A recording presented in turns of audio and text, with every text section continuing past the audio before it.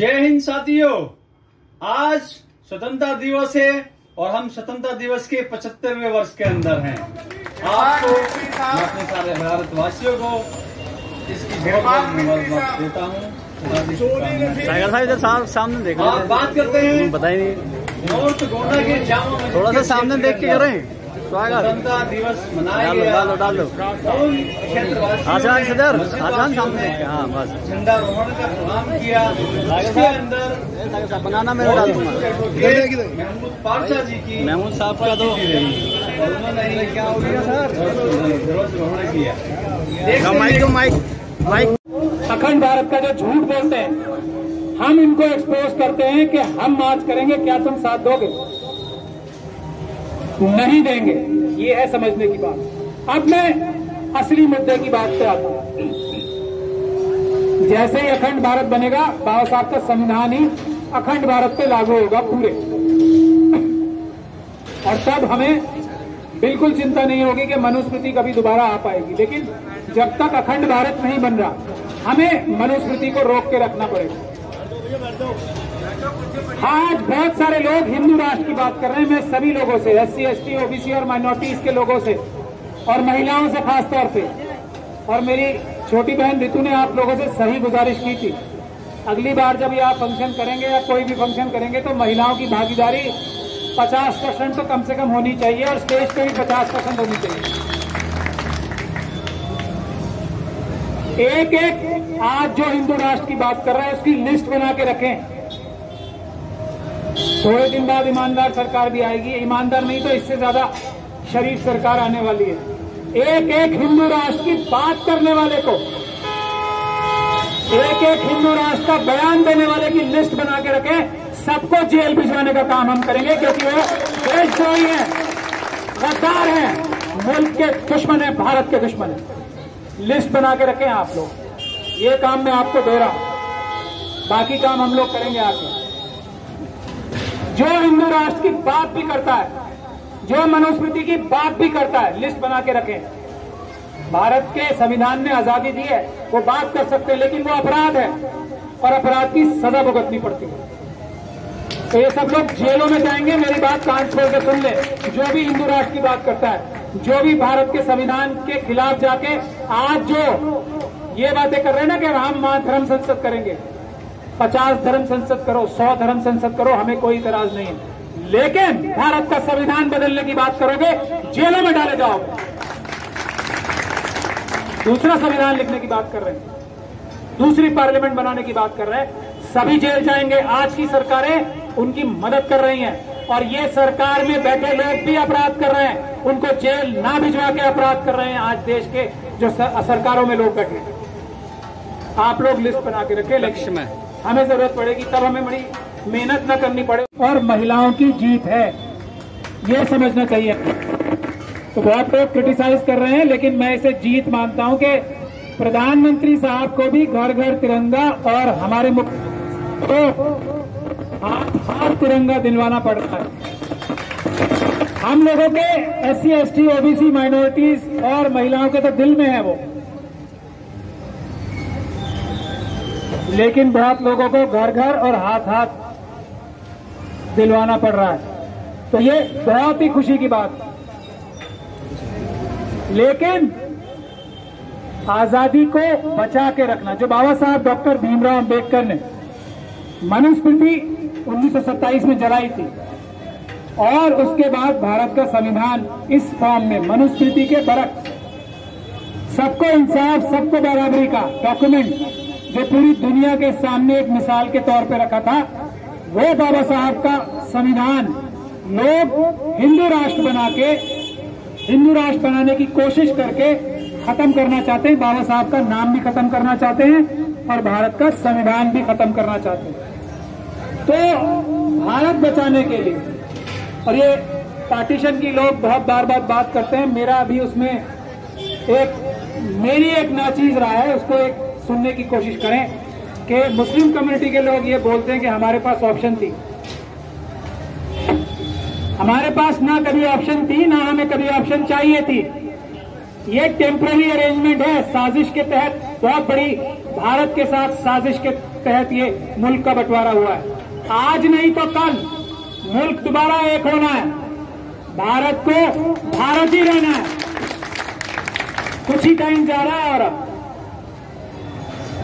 तो पाकिस्तान, बांग्लादेश और भारत एक होना है, कोई चॉइस नहीं है। ये तो हम लोगों की मुखालफत के बावजूद मनुवादियों ने और जिन्होंने और वेस्टर्न ताकतें जो थी, और अभी तो एक किताब आई है,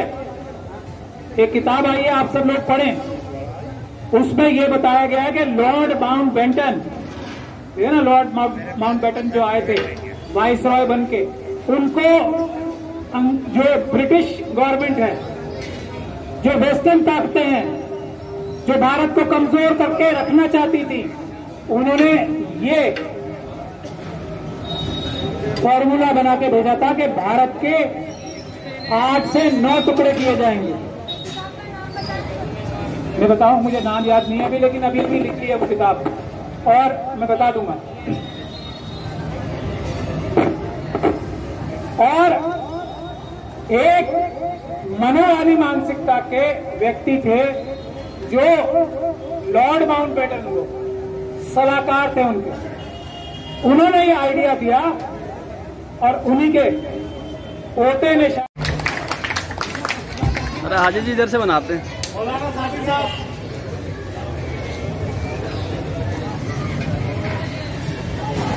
मौलाना इधर देखिए सामने। चलो मोहम्मद आरिफ साहब, हाजी सलीम साहब,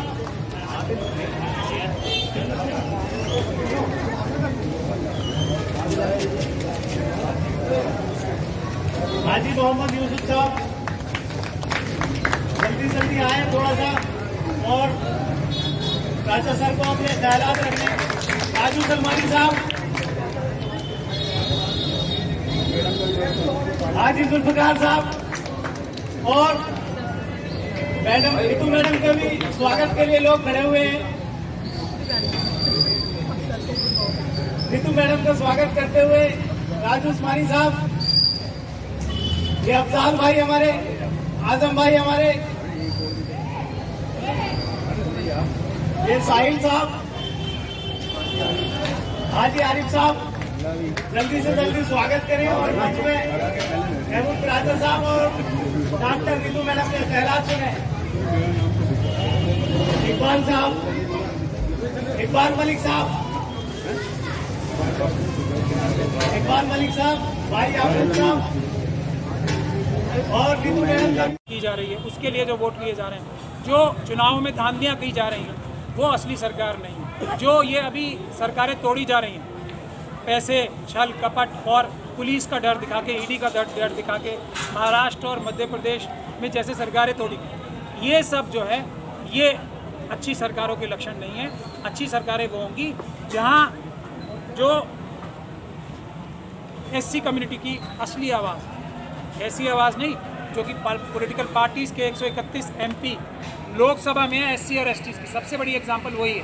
वो उनकी जनता की आवाज़ नहीं है, एससी एसटी की आवाज़ नहीं है, इसीलिए 131 एमपी भी मिलके उनकी दशा जो है सुधार नहीं पा रहे। तो जो असली आवाज़ होगी एससी कम्युनिटी की वो पार्लियामेंट में आए, जो असली आवाज़ है एसटी कम्युनिटी की वो पार्लियामेंट में आए, जो असली आवाज़ है ओबीसी की वो पार्लियामेंट और राज्य सरकारों में आए, माइनॉरिटीज़ की, मुस्लिम सिख क्रिश्चियन बौद्ध की असली आवाज़ आए, उन्हीं के द्वारा चुने गए उनके लीडर्स, पार्टियों द्वारा थोपे गए लीडर्स नहीं। तो ये जब तक नहीं होगा, हाँ मनुवादियों की भी जो लोग हैं उनकी आवाज़ भी आए, उनके द्वारा चुने गए, लेकिन नंबर्स के हिसाब से आए, वही असली सरकार होगी, वही अच्छी सरकार होगी। आज लास्ट सवाल, जो गोंडा क्षेत्रवासियों ने, गोंडा जामा के वाले लोगों ने ये प्रोग्राम किया है, उसके ऊपर क्या प्रतिक्रिया है, क्या इन गोंडा क्षेत्रवासियों नहीं, मेरी यही है कि संविधान को बचाने की सबकी जिम्मेदारी है। मैं तो अपने आप को खुशकिस्मत महसूस कर रहा हूँ कि जगह जगह जो असली भारतीय हैं, जो भारत को दिल से चाहने वाले लोग हैं, उन लोगों ने मुझे बुलाया है, जो दिखावा करने के लिए आज तिरंगा हाथ में ले रहे हैं या घर घर तिरंगा के कैंपेन चला रहे हैं। दिल में होना चाहिए सबसे पहले तिरंगा, तो जिनके दिल में है उन लोगों ने मुझे बुलाया है तिरंगा लहराने के लिए भी और अपनी खुशी में शामिल करने के लिए। ये बाहर कैसे दिखाई देगा सर? एससी एसटी दिखाना चाहिए ना। नहीं, दिल में है, बाहर दिखाई रहे ना, हम हर साल दिखाते हैं। हम 75 साल से दिखाते आ रहे हैं, जो इस साल दिखा रहे हैं उनके दिल में नहीं। यानी इस साल कि कटाक्ष मजबूरी से में- प्रधानमंत्री नरेंद्र मोदी जी के लिए इस साल जो दिखा रहे हैं, जिनको इस साल याद आई है। 8 साल से तो सरकार में प्रधानमंत्री थे ही, मैं तो नाम लेके नहीं बोल रहा, मैं सिर्फ इतनी बात ही कह रहा हूँ कि इस साल ही क्यों याद आई है, ऐसा क्या हो गया। हम लोग तो 75 साल से मना रहे हैं, 75 साल से पहले भी बुजुर्ग जो थे हमारे वो तिरंगा लेके गोलियां खा रहे थे, लाठियां खा रहे थे, इस साल ही क्यों याद आई। इसका मतलब ये कि अम्बेडकरवादी ताकतवर हो रहे हैं। लोगों को अम्बेडकर साहब की फ़ोटो लगाना, भगत सिंह की फ़ोटो लगाना मजबूरी बनती जा रही है, और तिरंगा भी हाथ में लेना, घरों पे लगवाना मजबूरी बनती जा रही है। ये तो बड़ी खुशी की बात है, लेकिन पहले क्यों याद नहीं आई। मैं तो पिछले साल भी आया था ना। जिस तरीके से RSS ने पिछले 52 सालों में अपने कार्यालय पे झंडा जो नहीं लगाया, लेकिन अब लगाना। आज़ादी के पर 75 गणतंत्र दिवस, स्वतंत्रता दिवस मनाया जा रहा है, क्या मैसेज और क्या कहना चाहते हैं जनता के नौजवानों को, खास तौर से नौजवानों को खास तौर पे मैं कहना चाहता हूँ कि भारत में इंसाफ और बराबरी के लिए लड़ाई लड़े। यही संविधान की हमारी रूह है, यही संविधान की हमारी असली मंशा है कि सबके लिए बराबर का हक, हर चीज़ पे, हर वसाइल पे, हर प्रॉपर्टी पे सबका बराबर हक। देश की जनता का, कमज़ोरों का सबसे पहले, SC ST का सबसे पहले, उसके बाद माइनॉरिटीज़ का और OBC का। ये संदेश मैं देना चाहता हूँ। और हिंदू राष्ट्र बना, जो बात करते हैं ना हिंदू राष्ट्र की और मनुस्मृति की, उनकी लिस्ट बना के रखें। वो देशद्रोही हैं, उनको हम सब जेल भिजवाने का काम करेंगे। उनकी लिस्ट बनाना शुरू करें। ये 2 मैसेज मैं देना चाहता हूँ। अच्छा, अभी आप देखने अपनी स्पीच में भी कहा, और वैसे भी आप देख रहे हैं कि सरकार जो है अपने एक अध्यादेश लाती है और लाने के बाद में संविधान में चेंजेस कर देती है, बदलाव कर देती है। देखिए, संविधान में जो चेंज कर रहे हैं ना, वो देश को तोड़ना चाहते हैं, देश को कमज़ोर करना चाहते हैं। पाकिस्तान, चाइना और इजराइल के साथ मिलके ये सब गतिविधियां की जा रही हैं। चाइना हमारी देश की धरती इतनी सारी खा गया है, ये है देश का पहला मुद्दा। इस पे ना प्रधानमंत्री बात कर रहे हैं, ना रक्षा मंत्री, ना होम मिनिस्टर। ये है सबसे अहम बात। तो चाइना से अपनी धरती वापस लेना, पाकिस्तान जो आतंकवाद की घटनाएं 370 हटने के बाद ज़्यादा कर पा रहा है, उसको ख़त्म करना।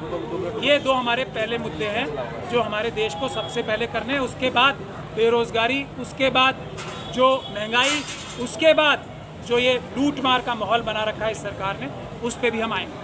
तो जगह जगह राज्यों के नाम, स्टेशनों के नाम और कई चीज़ें चेंज हो रही हैं, उन पर क्या कहेंगे। ये सब जैसे ही मैंने आपको कहा ना, लिस्ट बना के रखे, जो भी हिंदू राष्ट्र की बात कर रहे हैं, मनुस्मृति की बात कर रहे हैं, जैसे ही हम अच्छी सरकारें आएंगी वो इन सब लोगों के खिलाफ कार्रवाई करेंगी।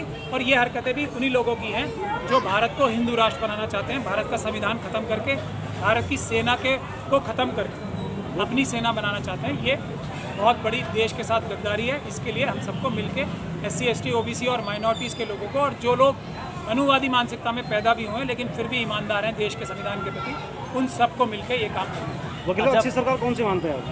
जो जनता की आवाज़ की सरकार होगी, जो कि EVM से आज़ाद होगी, जो कि ये जो छल कपट की जो राजनीति चल रही है, एक मुस्लिम समाज के प्रति नफरत पैदा करके जो राजनीति की जा रही है, उसके लिए जो वोट लिए जा रहे हैं, जो चुनाव में धांधलियाँ की जा रही हैं, वो असली सरकार नहीं है। विंध्याचल हिमाचल यमुना गंगा भूषल चलति तिरंगा, तब शुभ नामे जागे, तब शुभ आशीष भागे, जाहे गाता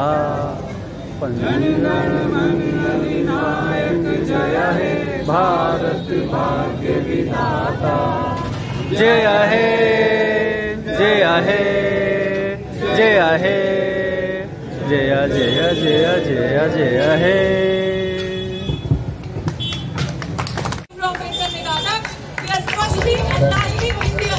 हम सबसे पहले भारतीय हैं, हिंदू मुस्लिम सिख ईसाई हम बाद में हैं, सबसे पहले हम भारतीय हैं। तो उसी प्यार, उसी भाईचारे के साथ आज हम इस दिवस को मनाने आए हैं, क्योंकि इस देश को स्वतंत्र हुआ, अपना संविधान मिला।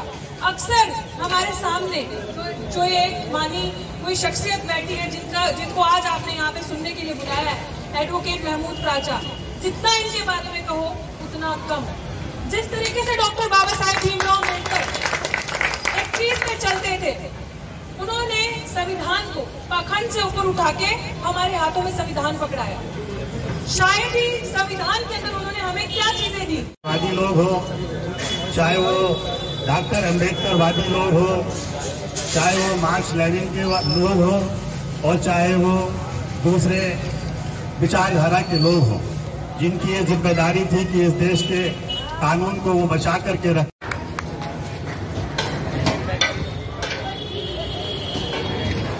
आज जश्न आजादी है,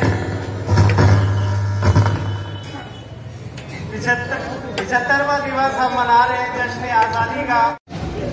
जी, सभी देशवासियों को 75वें स्वतंत्रता दिवस की बहुत बहुत शुभकामनाएं।